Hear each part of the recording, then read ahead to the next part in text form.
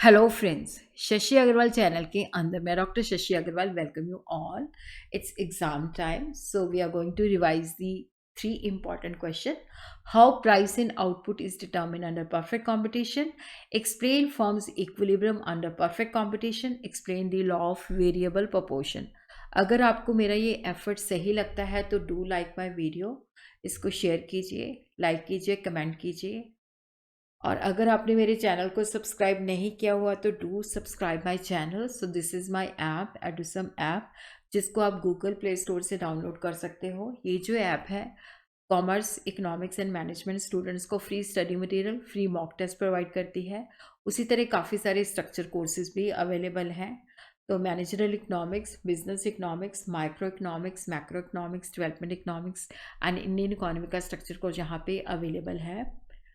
तो पहला क्वेश्चन जो है, how the price and output is determine under perfect competition.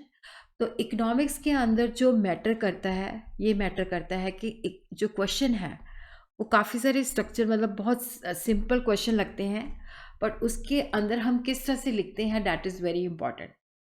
तो कई बार बच्चे इस क्वेश्चन के अंदर फॉर्म इक्विलिब्रियम लिखाते हैं, जो कि गलत होता है. तो अगर क्वेश्चन है प्राइस एंड आउटपुट किस तरह से डिटर्मिन करते हैं अंडर परफेक्ट कंपटीशन, तो वहाँ पे पहले हमने परफेक्ट कंपटीशन का मीनिंग बताना है, फिर उसकी डेफिनेशन, फीचर्स, फिर उसके बाद हमने price and output determination under perfect competition बताना है. So first of all, we are going to understand the meaning of perfect competition, definition of perfect competition, features of perfect competition, and how the price and output is determined under perfect competition. So meaning, perfect competition का मतलब होता है वो market situation जहाँ पे बहुत सारे buyer और सेलर्स होते हैं, और बायर्स और सेलर्स का नंबर इतना ज़्यादा होता है कि बायर अगर कहे कि हमने परचेज़ नहीं करना या सेलर कहे हमने सेल नहीं करना, तो वो मार्केट को इन्फ्लुएंस नहीं कर पाती. सेलर जो है वो होमोजेनियस प्रोडक्ट जो है प्रोवाइड करते हैं.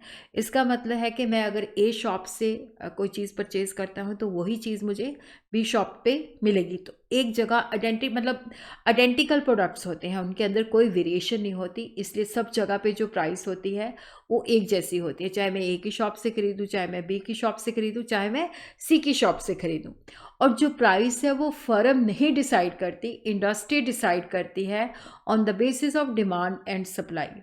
तो इंडस्ट्री जो है प्राइस फिक्स करती है on the basis of demand and supply, और उस गिवन प्राइस पे फर्म चाहे जितना मर्जी सेल कर ले. तो फर्म जो है that is the price taker, not a price maker. Firm जो है उस गिवन प्राइस के अंदर जितना चाहे मर्जी सेल कर सकती है. तो यहाँ पे हम देखते हैं कि ये जो है इंडस्ट्री है, और यहाँ पे डिमांड और सप्लाई जहाँ पे इंटरसेक्ट करते हैं, this is the price which is determine by the industry. और इस गिवन प्राइस पे जो फर्म है वो सेल करती है, वो चाहे इतना सेल करे, चाहे इतना सेल करे, जितना मर्जी सेल वो कर सकती है.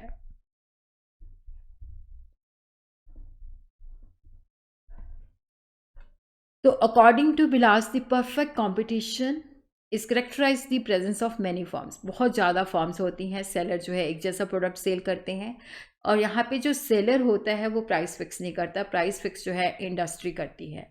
According to Leftwich, perfect competition is a market in which there are many firms selling identical products with no firm large enough relative to the entire market to be able to influence the market price.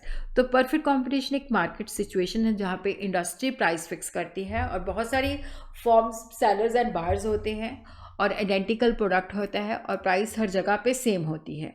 तो these are the features of the perfect competition: large number of buyer and seller, homogeneous product, independent decision making, free entry and exit of the firms, perfect knowledge, absence of transport, transaction cost, profit maximization, no government regulation and perfect mobility, जिसको हम one by one करके जो है understand करेंगे. तो large number but small size of the buyer and seller. देखो यहाँ पे क्या है कि large number of buyer and seller हैं, और वो बहुत ज़्यादा, मतलब जो सेलर्स एंड बायर का नंबर इतना ज़्यादा है, और तो मतलब कोई भी बायर जो परचेज़ करता है वो इतनी क्वांटिटी कम परचेज़ करता है, सेलर जो है इतना कम क्वांटिटी सेल करता है कि अगर कोई सेलर कहे मैंने सेल नहीं करना, बायर कहे कि मैंने परचेजिंग नहीं करनी, तो वो मार्केट को इन्फ्लुएंस नहीं कर पाती है. और यहाँ पे जो प्रोडक्ट है वो आइडेंटिकल है, होमोजीनियस है, चाहे वो ए से खरीदो चाहे वो बी से खरीदो. और बायर और सेलर जो है उनको पूरी जो है मार्केट के बारे में नॉलेज है। बायर को पता है कि प्राइस किस तरह से चार्ज होती है, उसी तरह से सेलर जो है उसको भी बायर के बारे में पूरी नॉलेज है। उसी तरह फ्री फ्रॉम चेक्स, बायर और सेलर जो है उनके ऊपर कोई रिस्ट्रिक्शन नहीं है, वो अपनी मर्जी से चीज़ें खरीदती हैं, अपनी मर्जी से चीज़ें जो है बेचते हैं। और उसी तरह freedom of entry and exit, कोई भी फर्म जो है आसानी के साथ परफेक्ट कंपटीशन के अंदर एंटर कर सकती है, कोई भी फर्म जो है आसानी के साथ जो है छोड़ के जा सकती है। और यहाँ पे जो परफेक्ट मोबिलिटी है, जो फैक्टर्स ऑफ प्रोडक्शन है वो भी परफेक्टली मोबाइल है। इसका मतलब है कि कोई भी फैक्टर को कहीं पे भी मूव कर सकता है, गुड्स जो है आपको हर जगह पे अवेलेबल होंगी। तो perfect mobility factors of production की है और गुड्स की भी है। तो यहाँ पे ट्रांसपोर्टेशन कॉस्ट नहीं है, अगर वो चीज़ बॉम्बे से खरीदो तो भी सेम प्राइस, अगर चीज़ बठिंडा से खरीदो तो भी सेम प्राइस। कोई ट्रांसपोर्ट कॉस्ट नहीं है, कोई ट्रांजैक्शन कॉस्ट नहीं है, क्योंकि यहाँ पे परफेक्ट नॉलेज है तो कोई एडवर्टीजमेंट करने की भी, खर्चा करने की भी ज़रूरत नहीं होती। और हर जगह पे प्राइस जो है सेम है, और गवर्नमेंट जो है वो भी कोई इंटरफेयर नहीं करती, और हर एक फर्म का जो ऑब्जेक्टिव होता है that is to earn the maximum profit. Now we will see how the price is determine under perfect competition. देखो यहाँ पे जो प्राइस ऑफ द कमोडिटी है that is not determine by any individual seller और a firm, ये demand और supply के द्वारा डिटर्मिन की जाती है। और इंडस्ट्री जो कि कलेक्शन ऑफ फर्म्स होती हैं वो प्राइस डिटर्मिन करती हैं on the basis of demand and supply. और इक्विलिब्रियम प्राइस वहाँ पे डिटर्मिन होती है जहाँ पे डिमांड और सप्लाई एक दूसरे के बराबर होते हैं। तो यहाँ पे हम देखते हैं कि ये प्राइस है, तो यहाँ पे हम देखते हैं कि जो डिमांड है और जो प्राइस है उसके बीच में इन्वर्स रिलेशन है। तो यहाँ पे हम देखते हैं जैसे जैसे प्राइस कम हो रही है तो डिमांड इंक्रीज़ हो रही है। उसी तरह जब यहाँ पे हम सप्लायर के पॉइंट ऑफ व्यू से देखते हैं तो सप्लाई और प्राइस के बीच में पॉजिटिव रिलेशन होता है। जैसे जैसे प्राइस कम हो रही है तो सप्लाई भी कम हो रही है। तो प्राइस जो है कहाँ पे डिटर्मिन होती है, जहाँ पे डिमांड और सप्लाई जो है एक दूसरे के बराबर होते हैं। तो ₹3 जो है that is the equilibrium price which is determine on the basis of demand and supply.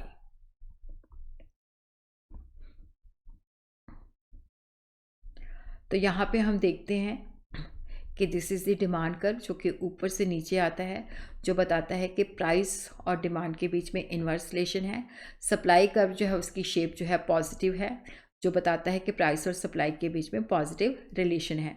जहाँ पे डिमांड और सप्लाई जो है ई बिंदु के अंदर जो है this is the equilibrium point, जहाँ पे डिमांड और सप्लाई एक दूसरे को इंटरसेक्ट करते हैं, और वहाँ पे इक्विलिब्रियम प्राइस जो है ये फिक्स हो जाती है, ओपी प्राइस फिक्स हो जाती है, और दिस इज़ दी क्वांटिटी। अब किसी कारणवश क्या हो जाता है कि प्राइस राइज होके P1 हो जाती है, तो वहाँ पे हम देखते हैं कि सप्लाई ज़्यादा है, डिमांड कम है, तो यहाँ पे क्या है, सरप्लस है। तो जिसकी वजह से क्या है, क्योंकि जब सप्लाई डिमांड से ज़्यादा है तो प्राइस ऑटोमेटिकली कम हो जाएगी, तो ये कम होके इक्विलिब्रियम प्राइस के इक्वल आ जाती है। उसी तरह किसी कारणवश क्या होता है कि प्राइस जो है फॉल कर जाती है OP2, तो यहाँ पे हम देखते हैं डिमांड ज़्यादा है और सप्लाई कम है, तो जिसकी वजह से प्राइस राइज करके OP हो जाती है। तो अब हम देखते हैं कि जो इंडस्ट्री है जो कि कलेक्शन ऑफ मैनी फर्म्स है, तो वहाँ पे डिमांड और सप्लाई के बेसिस पे प्राइस डिटर्मिन होती है। तो this is the price which is fixed by the demand and supply. तो ये आउटपुट है, तो यहाँ पे ओ एक्सिस पे हम आउटपुट लेते हैं, ओ वाई एक्सिस पे हम प्राइस लेते हैं। इकोनॉमिक्स के अंदर लेबलिंग करना बहुत एसेंशियल है। तो ये जो प्राइस है, इस प्राइस पे जो फर्म है वो जितना चाहे मर्जी सेल कर सकती है। तो फर्म जो है that is the price taker, not the price maker. Price maker जो है that is the industry.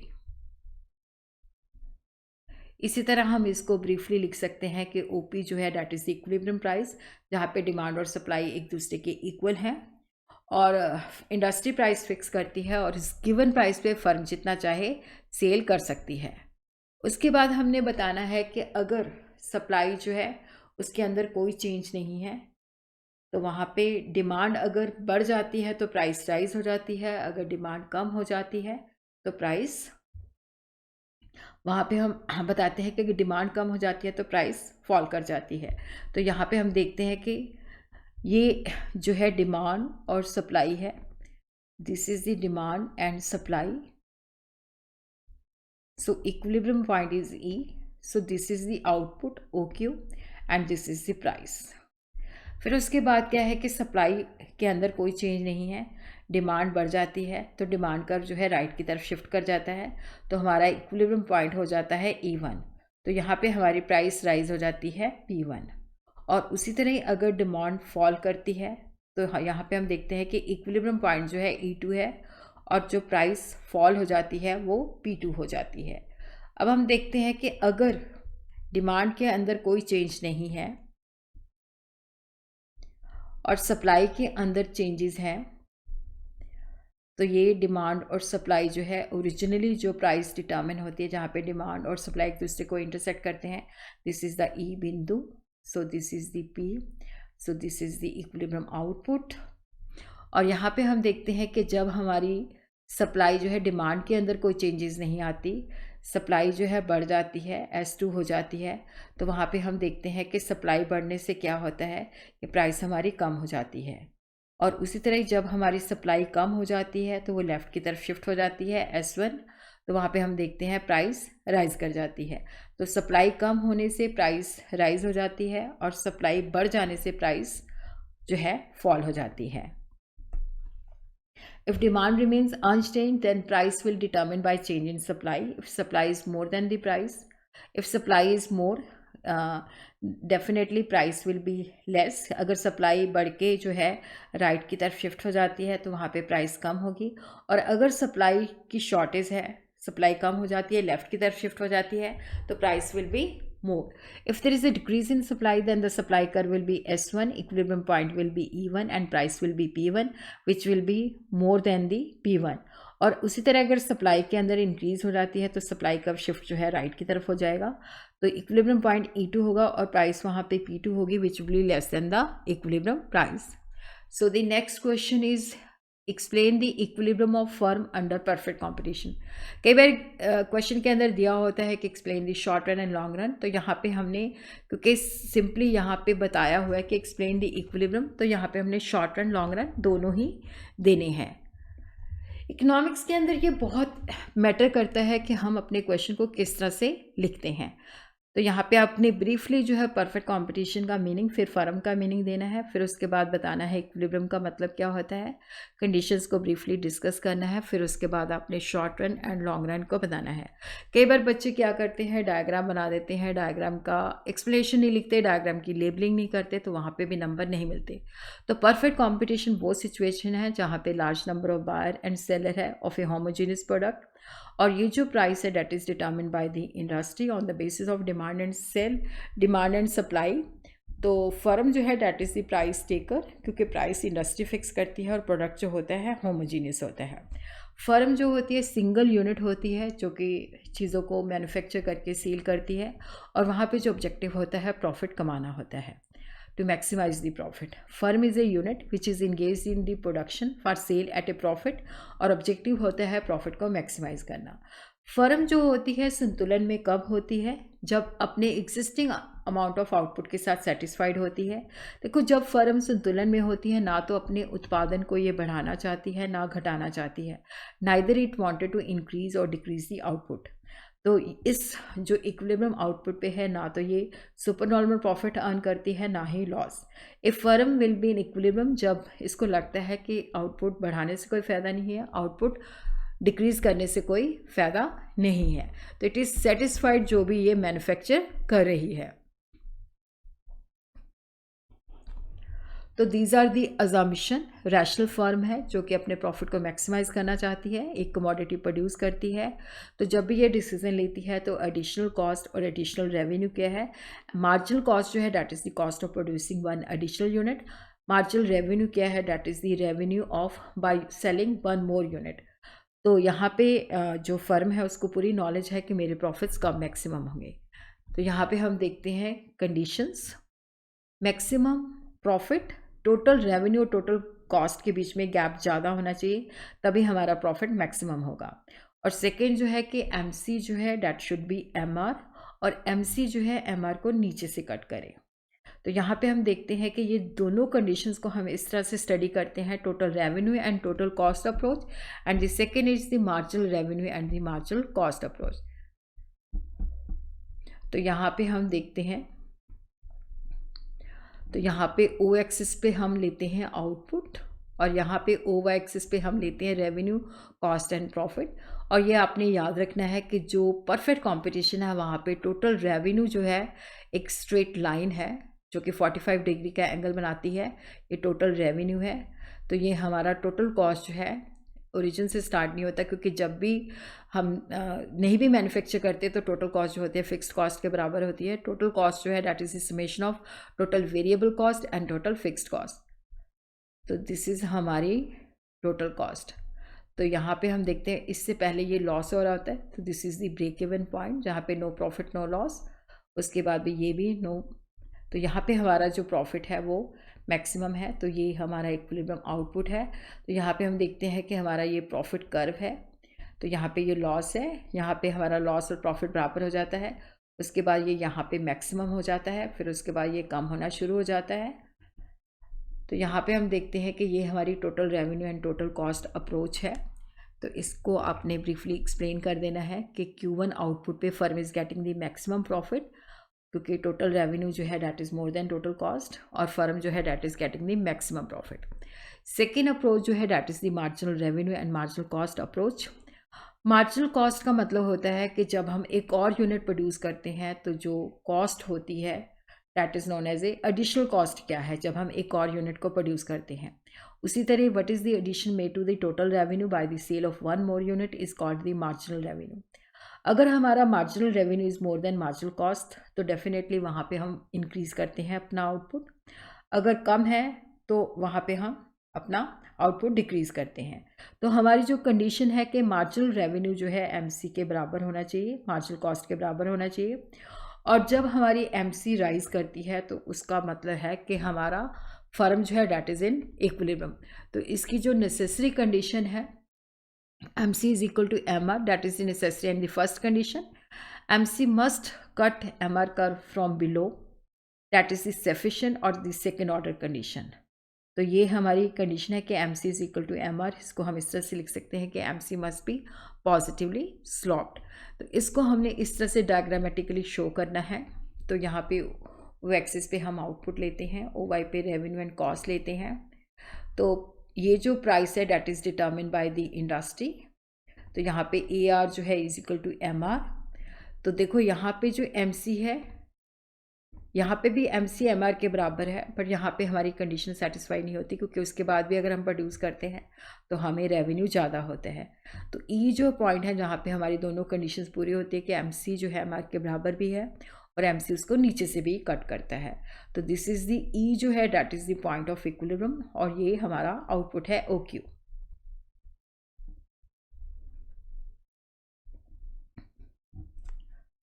At point MC, F cuts MR from the above, marginal cost is equal to MR। पर ये हमारी condition को satisfy नहीं करती, उसके बाद भी अगर हम प्रोड्यूस करते हैं तो हमारा रेवेन्यू कॉस्ट से ज़्यादा है। तो यहाँ पे E बिंदु पे हम देखते हैं कि MC is equal to MR और MC उसको नीचे से कट कर रहा है और उसके बाद MC राइजिंग है, तो हमारी कंडीशन फुलफिल होती है। Short period is defined that period time in which there is at least one of the forms, some factors are fixed and some are variable. Short run के अंदर क्या होता है कि अगर हमने प्रोडक्शन को बढ़ाना है तो हम वेरिएबल फैक्टर को इंक्रीज़ करते हैं, तो जितनी हमारी कैपेसिटी होती है उससे ज़्यादा हम प्रोड्यूस नहीं कर सकते, तो आउटपुट को हम इंक्रीज़ कर सकते हैं जितनी हमारे एग्जिस्टिंग प्लांट की कैपेसिटी है। तो शॉर्ट रन के अंदर क्या होता है कि सुपर नॉर्मल प्रॉफिट हो सकता है जब हमारा एवरेज रेवेन्यू जो है that is more than average cost. Normal profit हो सकता है जब average revenue is equal to average cost. Minimum loss जब एवरेज रेवेन्यू जो है that is less than the average cost. तो इसको हम 1 बाय 1 करके जो है स्टडी करते हैं। सुपर नॉर्मल प्रॉफिट का मतलब है कि फर्म जो होती है, इक्विलिब्रियम की कंडीशन वही है कि MC is equal to MR, MC उसको नीचे से कट करे। फर्म जो है इक्विलिब्रियम पोजीशन के अंदर सुपर नॉर्मल प्रॉफिट कमा सकती है अगर इसका पर यूनिट प्राइस जो कि एवरेज रेवेन्यू जो है that is more than the average cost. तो इसको हमने डायग्रामेटिकली इस तरह से शो करना है।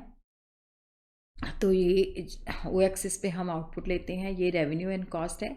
यहाँ पे आपने लिखना है कि this is the price which is determined by the industry, जहाँ पे AR is equal to MR। तो ये हमारी जो है एवरेज कॉस्ट है और मार्जिनल कॉस्ट इसके मिनिमम पॉइंट से गुजरता है। तो ई बिंदु यहाँ पे M C is equal to M R और एम सी नीचे से कट कर रही है, तो ये हमारी ई बिंदु पे इक्विलिब्रियम है, ये इक्विलिब्रियम आउटपुट है। तो यहाँ पे हम देखते हैं कि प्राइस जो है ये वाली प्राइस है और ये वाली हमारी कॉस्ट है, तो यहाँ पे एवरेज रेवेन्यू जो है एवरेज कॉस्ट से ज़्यादा है। तो ये जो पार्ट है ये हमारा सुपर नॉर्मल प्रॉफिट है।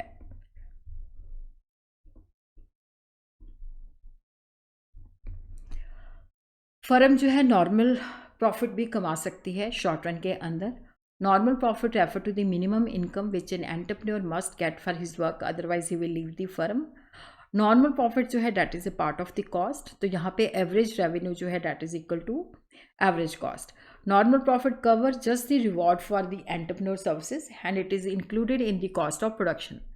तो यहाँ पे हम ग्राफ इस तरह से बना सकते हैं।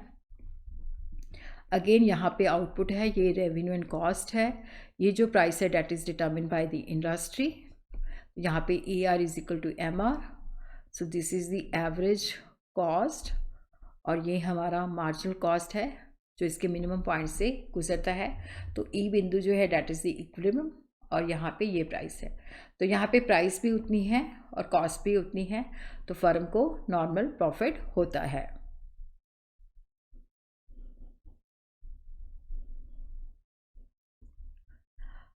और शॉर्ट पीरियड के अंदर फर्म जो है मिनिमम लॉस भी, क्योंकि जब लॉस होता है तो उसको वो मिनिमाइज़ करने की कोशिश करती है। जहाँ पे एवरेज कॉस्ट जो है एवरेज रेवेन्यू से ज़्यादा है, तो यहाँ पे हम कंपेयर करते हैं कि price is more than the average variable cost और equal to average variable cost. क्योंकि शॉर्ट रन के अंदर अगर फर्म अपना प्रोडक्शन डिसकंटिन्यू करती है तो फिक्स कॉस्ट तो भी इसको बेयर करनी पड़ती है, तो फिक्स कॉस्ट के बराबर इसको लॉस देखना पड़ता है। अगर फर्म जो है अपना प्राइस एवरेज वेरिएबल कॉस्ट के इक्वल करती है तो भी मतलब उसको हम शट डाउन पॉइंट कहते हैं। अगर प्राइस एवरेज वेरिएबल कॉस्ट के नीचे चली जाती है तो वहाँ पे होता है कि फर्म अपना जो है डिसकंटिन्यू कर दे। तो यहाँ पे भी कंडीशन वही है कि M C is equal to M R और M C must cut M R from the below. तो यहाँ पे हम पहले मिनिमम लॉस का कंसेप्ट समझेंगे। तो यहाँ पे हम देखते हैं कि ये हमारा एवरेज कॉस्ट कर्व है, ये जो प्राइस है that is determine by the industry, तो ये हमारी एवरेज वेरिएबल कॉस्ट है। तो यहाँ पे ये एम सी जो है इसके मिनिमम पॉइंट से गुजरता है, तो यहाँ पे कंडीशन सेटिस्फाई होती है, M C is equal to M R और M C is cutting M R from the below. तो यहाँ पे देखते हैं ये इक्विलिब्रियम आउटपुट है और यहाँ पे हमारी जो प्राइस है वो ये है और कॉस्ट ज़्यादा है, तो ये मिनिमम लॉस है। अब हम देखते हैं कि कई बार क्वेश्चन में आ जाता है कि शट डाउन पॉइंट, क्योंकि यहाँ पे हमारी प्राइस जो है एवरेज वेरिएबल कॉस्ट से ज़्यादा है। और दूसरे में अंदर क्या है कि देखो यहाँ पे मैंने एक्सप्लेन किया है शट डाउन पॉइंट। अगर हमारी प्राइस जो है एवरेज वेरिएबल कॉस्ट के बराबर हो जाती है तो एफ़ जो है that is the point of shut down. अगर हमारी प्राइस जो है एवरेज वेरिएबल कॉस्ट से नीचे चली जाती है तो हमें एवरेज वेरिएबल कॉस्ट का लॉस भी बेयर करना पड़ता है, साथ में फिक्स्ड कॉस्ट का भी लॉस बेयर करना पड़ता है जो कि मिनिमम लॉस से ज़्यादा है, तो वहाँ पे हम डिसकंटिन्यू कर देते हैं। तो यहाँ पे मैंने बताया हुआ है कि ये शट डाउन पॉइंट है। ए फर्म इज इन इक्विलिब्रियम मे इनकर minimum loss when the average cost जो है that is more than the price. तो यहाँ पे देखते हैं कि प्राइस को एवरेज वेरिएबल कॉस्ट के साथ कंपेयर करते हैं। अगर प्राइस जो है एवरेज वेरिएबल कॉस्ट के बराबर है तो हम कंटिन्यू करते हैं, अगर उससे नीचे फॉल कर जाती है तो वहाँ पे हम डिसकंटिन्यू कर देते हैं। क्योंकि अगर फर्म डिसकंटिन्यू करती है तो भी शॉर्ट रन का तो भी फिक्स कॉस्ट का लॉस जो है पूरा करना पड़ता है।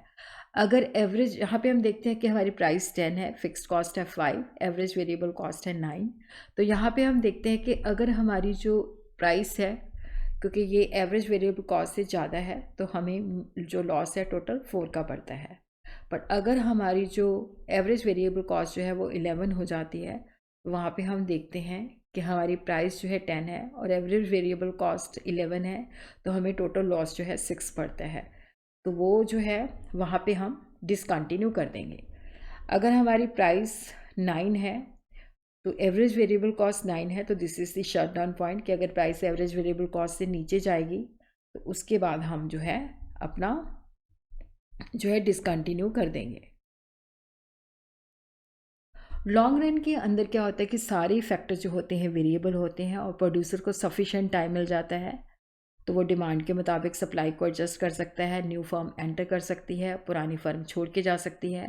देखो, अगर वहाँ पे सुपर नॉर्मल प्रॉफिट हो रहा है तो हर फर्म को लगेगा कि हमें यही बिजनेस करना चाहिए, तो बहुत सारी फर्म्स एंटर कर जाएंगी, तो सप्लाई इंक्रीज हो जाएगी, तो जहाँ वहाँ पे उनका जो सुपर नॉर्मल प्रॉफिट है वो नॉर्मल प्रॉफिट के अंदर कन्वर्ट हो जाएगा। लॉस है तो बहुत सारी फर्म छोड़ के चली जाएंगी, तो रिमेनिंग फर्म जो है उनकी सप्लाई बढ़ जाएगी, तो उनका लॉस जो है नॉर्मल प्रॉफिट के अंदर कन्वर्ट हो जाएगा।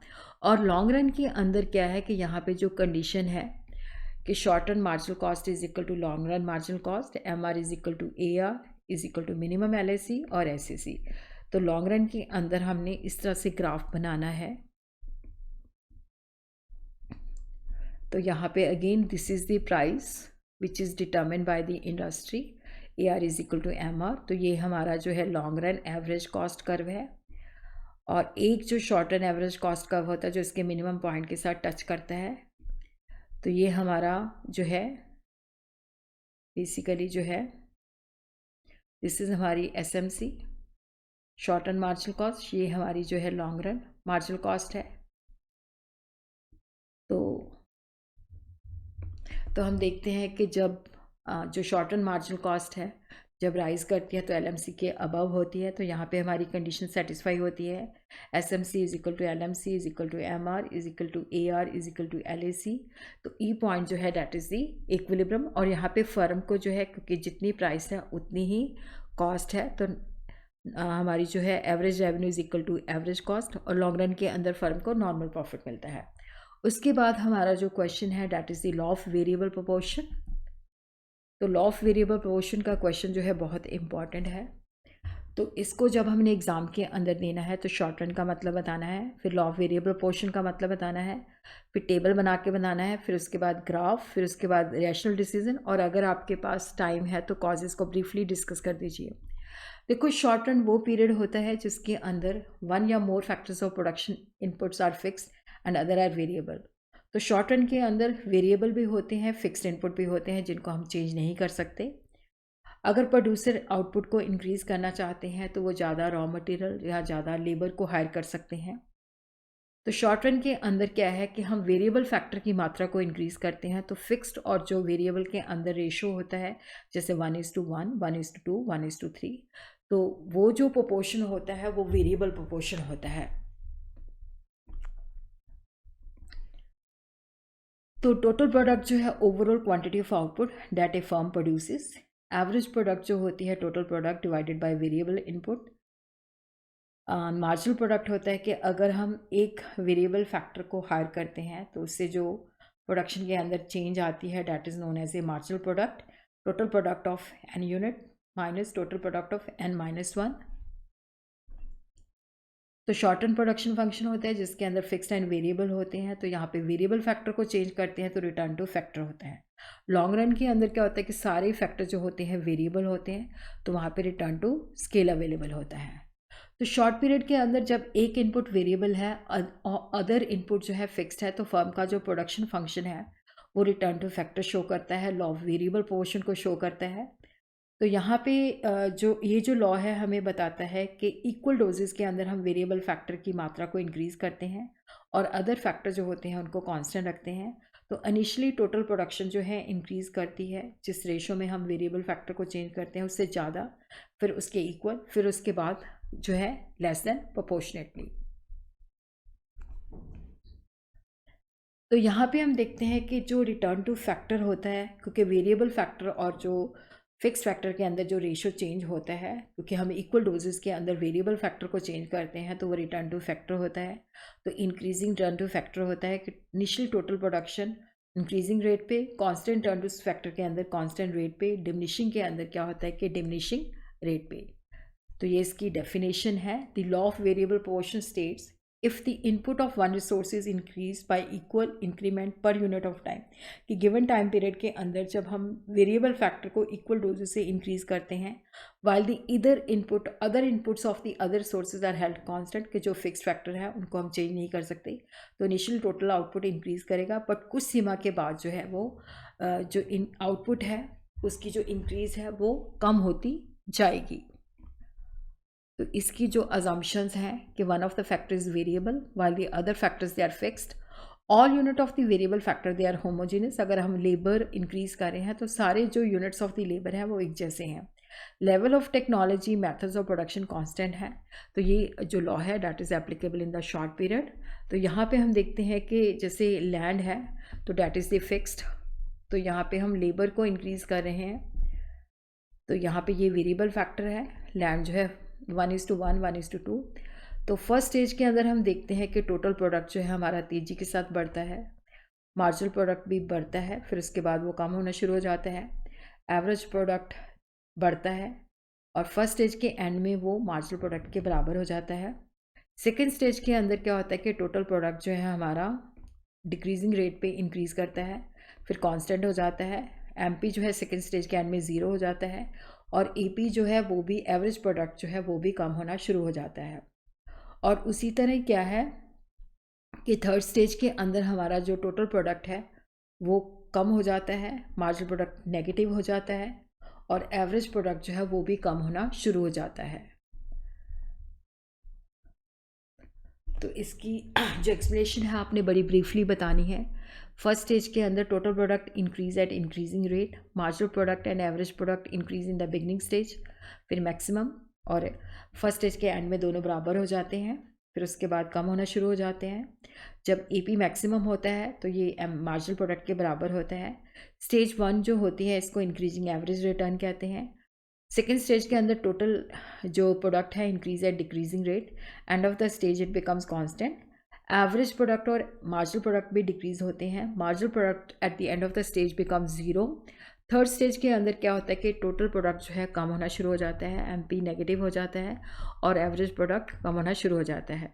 तो कई बुक्स के अंदर जो डायग्राम है वो इस तरह से बनी हुई है कि एवरेज प्रोडक्ट और एमपी का उन्होंने जो रिलेशन है वो दिखाया। तो ये हमारा जो है टोटल प्रोडक्ट है, यहाँ पे जाके ये कांस्टेंट हो जाता है, फिर उसके बाद कम शुरू हो जाता है। ये फर्स्ट स्टेज है, ये सेकंड स्टेज है और this is the third stage. तो यहाँ पे हम देखते हैं कि फर्स्ट स्टेज के अंदर देखो यहाँ पे हमारा जो मार्जिनल प्रोडक्ट है वो मैक्सिमम होता है, फिर उसके बाद जब एवरेज प्रोडक्ट मैक्सिमम होता है तो उसके बराबर होता है, फिर उसके बाद ये कम होना शुरू हो जाता है और सेकंड स्टेज के एंड में नेगेटिव हो जाता है। एवरेज प्रोडक्ट जो होता है हमारा कम होना शुरू हो जाता है। और कई बुक्स के अंदर जो है डायग्राम इस तरह से भी दी हुई है, तो आप जैसा चाहो इसको बना सकते हो। During the first stage the marginal output जो है राइज करता है, फिर कम होना शुरू हो जाता है, एवरेज प्रोडक्ट राइज करता है और फिर उसके बाद जो होता है वो कांस्टेंट हो जाता है और एमपी के बराबर हो जाता है। सेकेंड स्टेज के अंदर मार्जिनल प्रोडक्ट 0 हो जाता है, एवरेज प्रोडक्ट जो है कम होना शुरू हो जाता है। थर्ड स्टेज के अंदर जो हमारा एमपी है वो नेगेटिव हो जाता है, टोटल प्रोडक्ट जो है डिक्रीज़ होना शुरू हो जाता है, एवरेज प्रोडक्ट भी कम होना शुरू हो जाता है। थर्ड स्टेज जो है डैट इज़ द इकोनॉमिक एब्स्योरिटी और economic nonsense.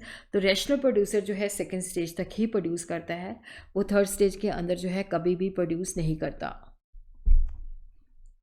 In order to achieve the maximum profit, the rational decision of the purely competitive firm will be to operate in the stage second. Firm ना तो one stage में operate करेगी ना ही third stage में करेगी। Second stage के अंदर depend करता है prices of the input and the output. तो देखो यहाँ पे लॉ ऑफ वेरिएबल प्रोपोर्शन, क्योंकि फैक्टर जो होता है फिक्स्ड फैक्टर जो होता है हमें पूरा का पूरा लेना पड़ता है, तो शुरू में उसकी ऑप्टिमम यूटिलाइजेशन होती है। तो जैसे जैसे हम लेबर को बढ़ाते हैं तो डिवीज़न ऑफ लेबर पॉसिबल होती है, तो जिसकी वजह से शुरू में टोटल प्रोडक्ट इंक्रीज़ करता है। फिर और लेबर और जो फिक्स फैक्टर है वो दूसरे के परफेक्ट सब्स्टिट्यूट नहीं होते, तो जिसकी वजह से क्या होता है कि टोटल प्रोडक्ट कम होना शुरू हो जाता है। शुरू में जब फैक्टर रेशो लेबर और फिक्स फैक्टर में चेंज होता है तो उसकी ऑप्टिमम यूटिलाइजेशन होती है, लेकिन उसके बाद क्या होता है कि वेरिएबल फैक्टर जो है ज़्यादा चेंज हो जाता है, तो जिसकी वजह से क्या होता है कि हमारा टोटल प्रोडक्ट कम होना शुरू हो जाता है, उसकी मार्जिनल प्रोडक्टिविटी जो है वो भी कम हो जाती है और एवरेज प्रोडक्ट जो है वो भी कम हो जाता है। तो यहाँ पे हम इस लॉ को पोस्टपोन कर सकते हैं अगर हम टेक्नोलॉजी को इम्प्रूव करें और फैक्टर्स ऑफ द प्रोडक्शन जो है अगर वो परफेक्टली एक दूसरे के सब्स्टिट्यूट्स हों।